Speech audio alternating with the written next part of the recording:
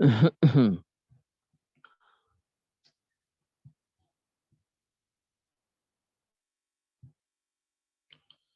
اللہ الرحمن الرحیم۔ کتاب اصول دین صفحہ نمبر 99 ہے، 7واں باب علم اصول فقہ۔ اصول فقہ کے بارے میں کل بتایا تھا کہ یہ پروسیس ہوتا ہے اس فقہ کا، یعنی جن مسائل کا جو قرآن و حدیث سے نکالے جاتے ہیں،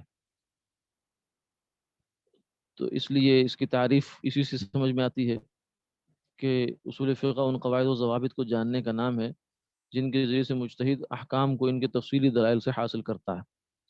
ان قواعد و ضوابط کا مختصر تعارف آئندہ صفحات میں دیا جاتا ہے۔ نمبر 1، وہ چند قواعد و ضوابط جن کے ذریعے سے مجتہد آیات قرآن اور احادیث سے احکام حاصل کرتے ہیں۔ اس میں پھر آگے الفاظ کی درجہ بندی ہے۔ قرآن پاک اور حدیث دونوں ہی میں عربی زبان کا کلام ہے جو الفاظ اور جملوں پر مشتمل ہے، اس لیے قرآن پاک اور حدیث کو سمجھنے کے لیے اور ان سے احکام حاصل کرنے کے لیے ضروری ہے کہ ان میں استعمال ہونے والے الفاظ کے بارے میں مکمل واقفیت حاصل ہو کہ کس لفظ کا کیا دائرہ کار ہے اور کس لفظ کا معنی سے کس قسم کا تعلق ہے۔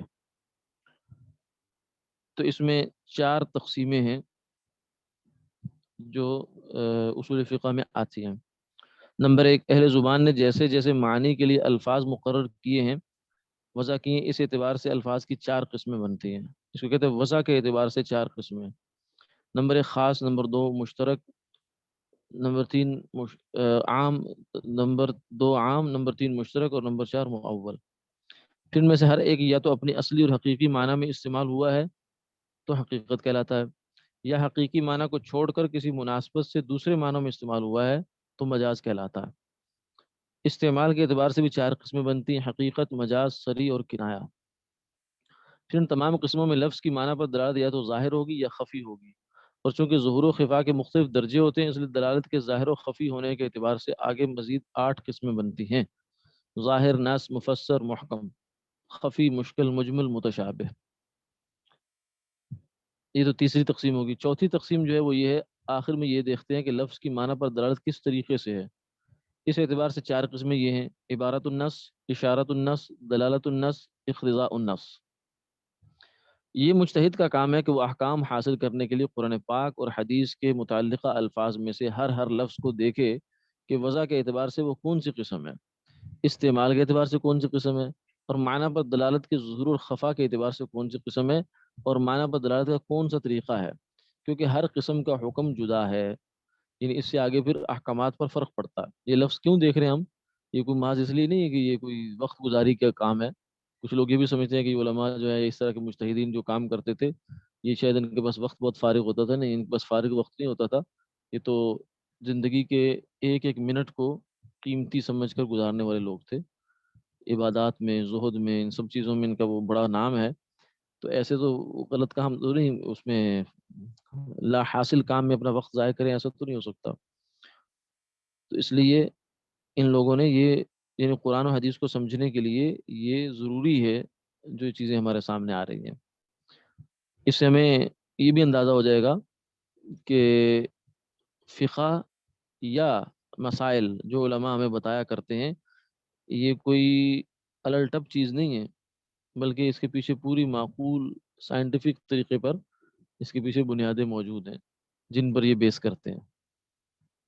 آگے ہم الفاظ کی ان اقسام اور ان کے احکام کی کچھ تفصیل بیان کرتے ہیں۔ معنی کے لیے وضع کے اعتبار سے لفظ کی اقسام،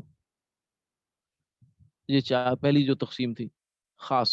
خاص وہ لفظ ہوتا ہے جو کسی مخصوص شے یا مخصوص معنی کے لیے وضع اور مقرر کیا گیا ہو، مثلا خالد، میز، 3 کا عدد۔ جو لفظ اس طرح خاص ہو اس کا حکم یہ ہے کہ اس کے معنی پر بعین طور عمل ہونا ضروری ہے کہ معنی میں کچھ فرق نہ آئے، یعنی اس پر بلا کم و کاست عمل ہو۔ اب یہ بات تھوڑی سی مثال سے شاید واضح ہو جائے گی۔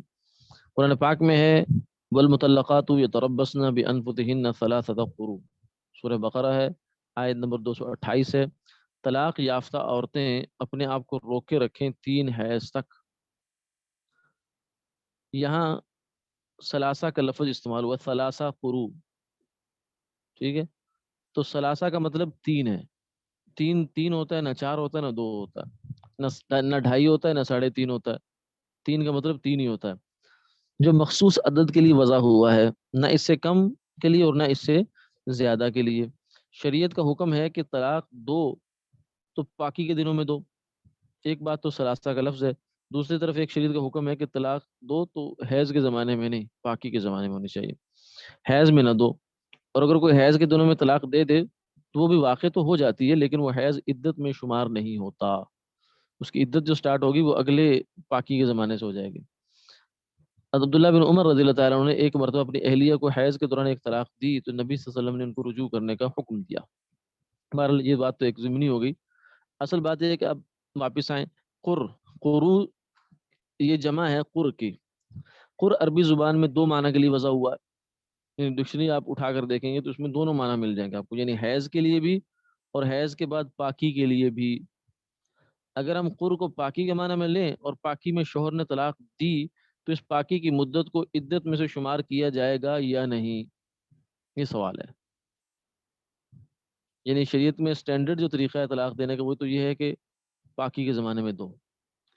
اور اب ایک آدمی نے پاکی کے زمانے میں طلاق دے دی تو کچھ پاکی کا زمانہ تو گزر گیا، جس میں ابھی طلاق نہیں ہوئی تو عدت کہاں سے سٹارٹ ہوگی. اب امام شافعی رحمۃ اللہ علیہ فرماتے ہیں کہ یہاں قر سے مراد ہے طہر.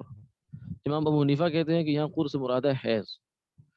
کیونکہ امام شافعی اگر کی بات اگر لیں نا تو پھر آپ کو یہ کرنا پڑے گا کہ یا تو 3 سے کم طہر بنیں گے، طہر کہتے ہیں پاکی کے زمانے کو، 3 سے کم طہر بنیں گے یا پھر 3 سے زیادہ بن جائیں گے. ٹھیک ہے، کیوں؟ اس لیے کہ جب اس نے طلاق دی ہے پاکی کے زمانہ میں تو کچھ پاکی کا زمانہ تو گزر چکا، باقی مثلا 2.5 رہ گئے، 2 طہر مکمل اگلے ہوں گے اور کچھ ہاف یہ ہو چکا ہے. جبکہ امام حنیفہ رحمۃ اللہ علیہ کے مطابق 3 حیض پورے ہو جائیں گے، کیونکہ پاکی کے زمانے میں طلاق دی، اگلا پیریڈ آئے گا، اگلے مینسز آئیں گے، پھر اس سے اگلے آئیں گے، پھر اس سے اگلے آئیں گے، تینوں جب مکمل ہو گئے تو عدت پوری ہو گئی. اب ان میں 3 پورے ہوئے. امام شافعی کے یہاں یا 3 سے بڑھ رہی ہے کام یا 3 سے کم بڑھ رہا.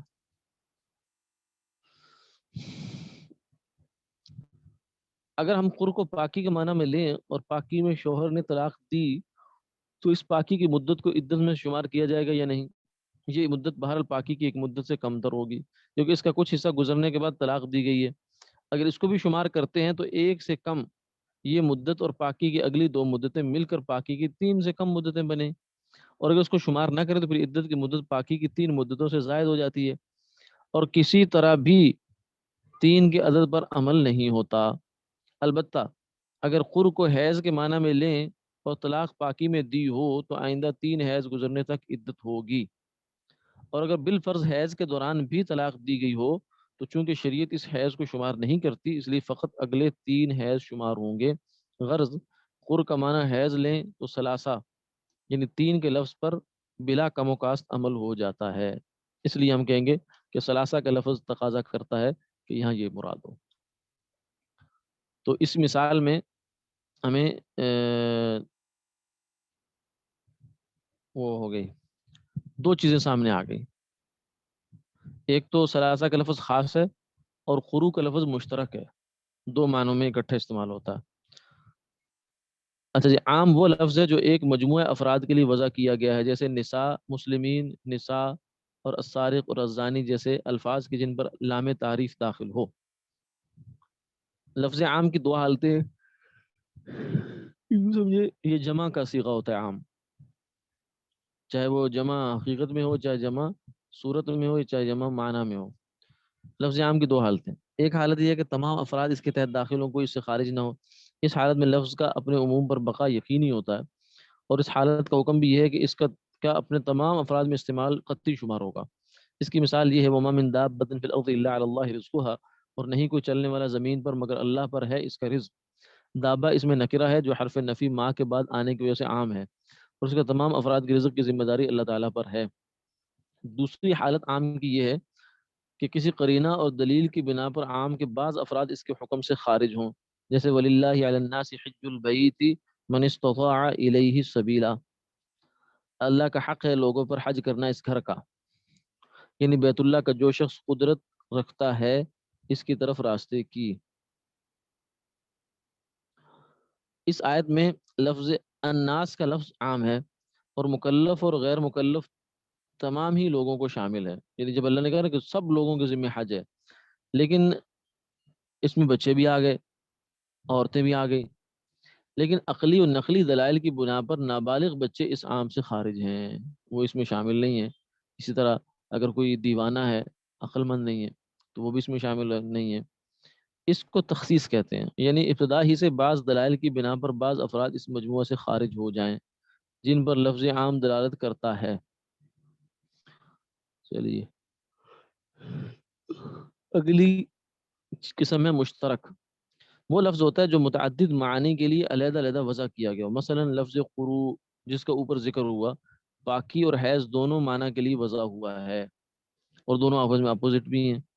اب یہ تو نہیں ہو سکتا کہ ایک ہی وقت میں دونوں معنی مراد لیے جا سکیں، اس لیے ضروری ہے کہ غور و فکر کیا جائے کہ قرآن پاک میں ان دونوں میں سے کس معنی کے لیے استعمال ہوا ہے۔ یہ مجتہد کا کام ہے کہ وہ دلائل و قرائن کو متعین کر کے ایک معنی کو ترجیح دے۔ امام حنیفہ رحمۃ اللہ علیہ ثلاثہ کے لفظ خاص کے حکم کی وجہ سے اور دیگر دلائل کی وجہ سے قرو کا معنی حیض لیتے ہیں۔ اچھا جی، اب اسی سے بات یہ سمجھ میں آ گئی کہ جب مشترک کے کسی ایک معنی کو لے لیا جائے، دوسرے معنی کو چھوڑ دیا جائے، تو وہ مؤول بن جاتا ہے۔ جب لفظ مشترک ایک معنی کو مجتہد ترجیح دے دے تو لفظ اس معنی میں مؤول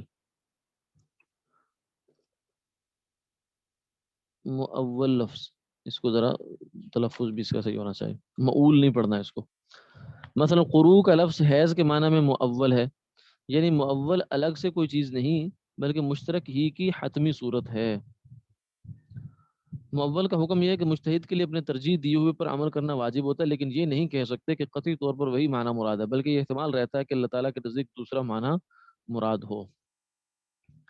معنی اب دوسری تقسیم آ گئی، معنی میں استعمال کے اعتبار سے لفظ کی اقسام یا قسمیں۔ حقیقت اور مجاز، جب لفظ اپنی اصلی اور حقیقی معنی میں استعمال ہو تو وہ حقیقت کہلاتا ہے، اور جب اصلی معنی کو چھوڑ کر کسی تعلق اور مناسبت کی وجہ سے دوسرے معنی میں استعمال ہو تو مجاز کہلاتا ہے۔ مثلا فرشتہ کا لفظ جب نورانی مخلوق کے لیے استعمال ہو تو حقیقت ہے، اور جب نیکی اور پاک بازی کی بنا پر کسی انسان کے لیے بولا جاتا ہے فلاں تو فرشتہ ہے بھائی، تو اس وقت مجاز ہوتا ہے۔ حقیقت مجاز۔ اسی طرح اگر کوئی شخص اپنے بیٹے کو حاذا ابنی کہے، یہ میرا بیٹا ہے، تو یہ حقیقت ہے۔ اگر یہی الفاظ اپنے غلام یا شاگرد یا اپنے پوتے کے لیے، دادا اپنے پوتے کو کہے کہ یہ میرا بیٹا ہے، تو یہ مجاز کہلائے گا، ٹھیک ہے؟ کیونکہ بیٹا حقیقت میں تو وہ ہوتا ہے جو آدمی کی بیوی کے سے پیدا ہوا ہو، تو یہ تو بیوی سے نہیں پیدا ہوا، یعنی اس کے دادا کی بیوی سے نہیں پیدا ہوا، یہ تو بیٹے کی بیوی سے پیدا ہوا۔ حقیقت اور مجاز کے متعلق چند ضابطے۔ ایک ہی وقت میں ایک لفظ سے حقیقی اور مجازی دونوں معنی مراد نہیں لیے جا سکتے۔ قرآن پاک میں وَإِن كُنتُم مَرْضَىٰ وَعَلَىٰ سَفَرٍ وَجَاءَ أَحَدٌ مِّنكُمْ مِنَ الْغَائِطِ أَوْ لَامَسْتُمُ النِّسَاءَ فَلَمْ تَجِدُوا مَاءً فَتَيَمَّمُوا صَعِيدًا طَيِّبًا، سورہ مائدہ ہے، آیت نمبر 6 ہے۔ اور اگر تم مریض ہو یا سفر میں ہو یا آیا ہے تم میں سے کوئی شخص جائے حاجت سے یا پاس کے ہو عورتوں کے، پھر نہ ملا تم کو پانی تو ارادہ کرو پاک مٹی کا، ٹھیک ہے؟ لامستم کا حقیقی معنی ہاتھ سے چھونا ہے، لمس اردو میں بھی استعمال ہوتا ہے، کسی چیز کو ہاتھ سے چھونا، قوت لامسہ کہتے ہیں، اور مجازی معنی جمع کے ہیں۔ اس آیت میں لامستم سے بالاتفاق مجازی معنی یعنی جمع مراد ہے، تو اب اسی آیت میں اس لفظ سے اس کا حقیقی معنی یعنی محض ہاتھ سے چھونا مراد نہیں لیا جا سکتا۔ اسی طرح اپنی صلب سے پیدا ہونے والوں پر اولاد کا استعمال حقیقی ہے، اور اولاد کی اولاد پر استعمال کے اولاد کے لفظ کا استعمال مجازی ہے۔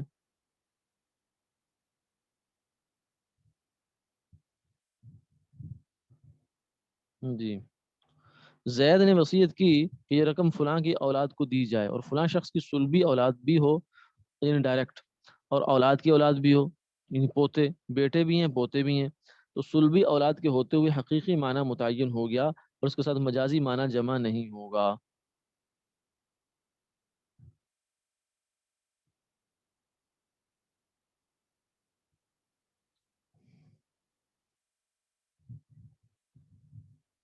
چلیے،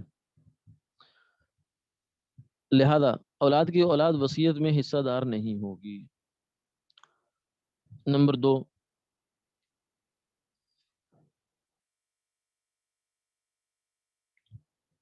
مجاز کی حقیقت سے نیابت کس اعتبار سے ہے؟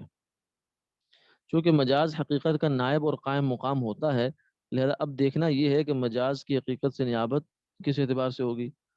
تو اس میں ایک تو یہ احتمال ہے یا تو تکلم کے اعتبار سے، یعنی کلام محض عربیت کے اعتبار سے صحیح ہو اور حقیقی معنی مراد نہ لیا جا سکتا ہو تو مجازی معنی کو اختیار کریں گے۔ مثلا ایک شخص نے اپنے سے بڑی عمر کے اپنے غلام کو، جس کے بارے میں معلوم ہے کہ فلاں شخص اس کا باپ ہے، کہا ہادہ ابنی۔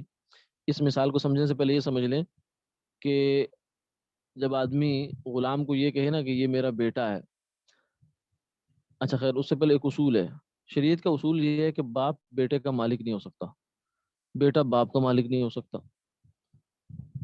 یعنی ایک غلام ہے، اس کو اس کے باپ نے خرید لیا، اس کا باپ آزاد ہے، اس نے اس غلام کو خرید لیا تو خریدتے ہی آزاد ہو جاتا، یا بیٹے نے باپ کو خرید لیا تو خریدتے ہی آزاد ہو جاتا ہے۔ یہ بات ذہن میں رہے تو پھر یہ مثال سمجھ میں آئے گی۔ ایک شخص نے اپنے سے بڑی عمر کے اپنے غلام کو، جس کے بارے میں معلوم ہے کہ فلاں شخص اس کا باپ ہے، یعنی یہ جو مالک ہے یہ باپ نہیں ہے اس کا، کہا ہاذا ابنی، یہ میرا بیٹا ہے۔ عربیت کے اعتبار سے یہ کلام صحیح ہے، کوئی اس میں خرابی نہیں ہے، ہاذا ابنی، ہاذا مبتدا ہے، ابنی اس کی خبر ہے، اور اس میں کوئی لغوی غلطی نہیں ہے۔ البتہ اس کا حکم کسی طور سے ثابت نہیں ہو سکتا، کیونکہ اپنے سے بڑی عمر کا شخص اپنا بیٹا نہیں ہو سکتا۔ امام حنیفہ رحمۃ اللہ علیہ فرماتا ہے کہ جب حقیقی معنی مراد نہیں ہے، کیونکہ غلام کا نسب معلوم ہے اور ویسے بھی اپنے سے بڑی عمر کا ہے، اس لیے مجازی معنی مراد ہوگا، جو کہ یہ ہے کہ یہ آزاد ہے، کہ ہاذا ابنی کہنے کا مطلب کیا ہے کہ یہ آزاد ہے۔ امام حنیفہ کے صرف عربیت کے اعتبار سے کلام صحیح ہونے کا اعتبار کرتے ہیں، اس کے حکم یعنی حقیقی معنی کے کسی طور بھی صحیح ہونے کا اعتبار نہیں کرتے۔ اچھا دوسری صورت ہے کہ حکم کے اعتبار سے اس کا نائب ہوتا ہے، مجاز حقیقت کا نائب ہوتا ہے، یعنی جب عربیت کے علاوہ اس کا حکم یعنی حقیقی معنی بھی کسی طور سے صحیح بن سکتا ہو لیکن مراد نہ ہو، صرف اسی وقت اس کا مجازی معنی اس کے قائم مقام ہوگا۔ یہ امام یوسف امام محمد کا قول ہے۔ مثلا اوپر والی مثال میں چونکہ حکم کسی طور پر صحیح نہیں ہو سکتا، کیونکہ اپنے سے بڑی عمر کا آدمی اپنا بیٹا ہو ہی نہیں سکتا، اس لیے مجازی معنی لے لیں گے، بلکہ کلام کو لغو قرار دیں گے۔ البتہ اگر چھوٹی عمر کے غلام کو، جس کا نسب کسی معلوم شخص سے ثابت ہو، مالک نے کہا ہاذا ابنی، یہ میرا بیٹا ہے، اور اس کی عمر ایسی ہے کہ اگر اس کا نسب ثابت نہ ہوتا تو یہ مالک کا لڑکا ہو سکتا تھا، تو اس صورت میں مجازی معنی یعنی یہ آزاد ہے مراد لیا جائے گا۔ امام حنیفہ کے نزدیک دونوں مثالوں میں غلام آزاد ہو جائے گا، خلاصہ یہ ہے، جبکہ امام یوسف امام محمد کے نزدیک پہلی مثال میں غلام آزاد نہیں ہوگا، البتہ دوسری مثال میں غلام آزاد ہو جائے گا۔ صحیح اور کنایا پھر خواہ حقیقت ہو یا مجاز ہو، کبھی تو اس سے جو مراد ہو وہ ظاہر ہوتی ہے اور کبھی مخفی ہوتی ہے۔ ظاہر ہوتا لفظ کو صریح کہتے ہیں، مثلا خرید و فروخت کے بارے میں کوئی کہے بعتو، میں نے فروخت کیا، یا اشتریتو، میں نے خریدا، تو یہ حقیقی معنی میں صریح ہے۔ اور اگر کہے اکلت من هذه الشجرہ، میں نے اس درخت سے کھایا، تو یہ مجازی معنی یعنی درخت کے پھل کے معنی میں صریح ہے۔ اور جب مراد مخفی ہو تو اس کو کنایا کہتے ہیں، اور یہ مراد کا علم اس وقت ہوتا ہے جب اس پر کوئی قرینہ موجود ہو۔ مثلا ایک شخص اپنی بیوی کو کہے تو فارغ ہے، اس سے مراد واضح نہیں، کیونکہ فراغت کسی ذمہ داری سے بھی ہو سکتی ہے اور نکاح سے بھی ہو سکتی ہے۔ شوہر کی نیت طلاق کی ہو یا عورت نے شوہر سے طلاق کا مطالبہ کیا ہو، تو یہ اس بات پر قرینہ ہوگا کہ نکاح سے فراغت مراد ہے۔ حدیث میں آتا ہے اذرأوا الحدود بالشبہات، ترمذی شریف کی روایت ہے، یعنی شبہ ہو تو حد نہ لگاؤ۔ حد سے مراد ہے اس کی چوری، زنا، اس کی حد ہے۔ اور کنایہ میں خفا ہونے کی وجہ سے شبہ ثابت ہوتا ہے۔ مثلا چار آدمی آ کر گواہی دیں کہ زید نے فلاں عورت سے زیادتی کی ہے یا ناجائز تعلقات قائم کیے ہیں، یہ الفاظ یہ ہیں، یہ ورڈنگ کے اوپر بہت سا، یہ ساری اشارے جو اس وقت ہمارا چیپٹر چل رہا ہے یہ ورڈنگ پہ چل رہا ہے کہ الفاظ کیسے ہوتے ہیں۔ فلاں عورت سے زیادتی کی یا ناجائز تعلقات کی، تو محض اس گواہی پر زنا کی حد نہیں لگائی جائے گی، کیونکہ یہ گول مول الفاظ ہیں اور ہو سکتا ہے کہ زید نے بوسہ لیا ہو یا اس سے فقط چمٹا ہو۔